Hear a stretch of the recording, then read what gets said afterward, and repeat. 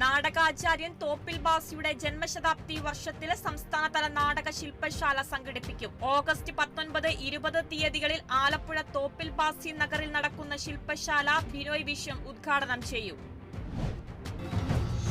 വയനാടിനായി 1 കോടി രൂപയുടെ പുനരധിവാസ പദ്ധതിയുമായി കേബിൾ ഓപ്പറേറ്റേഴ്സ് അസോസിയേഷൻ. സിഒഎ സംസ്ഥാന കമ്മിറ്റിയുടെ ആഹ്വാനപ്രകാരം സിഒഎ കുട്ടനാട് മേഖല ആദ്യ ഗഡുവായി 70,000 രൂപ കൈമാറി. ആലപ്പുഴ ചമ്പക്കുളം SHUPSൽ സ്കൂൾ പാർലമെന്റ് തെരഞ്ഞെടുപ്പ് നടത്തി. സ്കൂൾ ലീഡർ, ക്ലാസ് ലീഡർ എന്നീ വിഭാഗങ്ങളിൽ നടന്ന തെരഞ്ഞെടുപ്പിൽ presiding officer, polling officers, BLO, മാധ്യമപ്രവർത്തകർ, പോലീസ് തുടങ്ങിയ ചുമതലകളും വിദ്യാർത്ഥികൾ നിർവഹിച്ചു.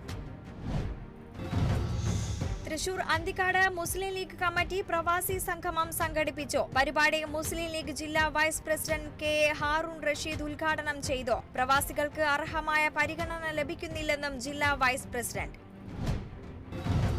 Zero Malabar major archiepiscopal അസംബ്ലിയുടെ ഒരുക്കങ്ങൾ പൂർത്തിയായി. പാലായിൽ 22-ന് ആരംഭിക്കുന്ന അസംബ്ലി 25-ന് സമാപിക്കുമെന്ന് assembly committee convener Mar Pauly Kannookadan അറിയിച്ചു. ആരാധനാക്രമങ്ങൾ ഉൾപ്പെടെയുള്ള വിഷയങ്ങൾ അസംബ്ലിയിൽ പരിഗണിക്കും.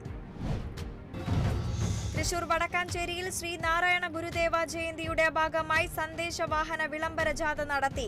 SNDP യൂണിയന്റെ നേതൃത്വത്തിലാണ് വിളംബര ജാഥ സംഘടിപ്പിച്ചത്. യൂണിയൻ പ്രതിനിധി PA കുമാരൻ ഗുരുദേവന് പൂമാല ചാർത്തി. വയനാടിനായി ഒന്നിച്ചോടി Thrissur endurance athletes of Thrissur കൂട്ടായ്മ.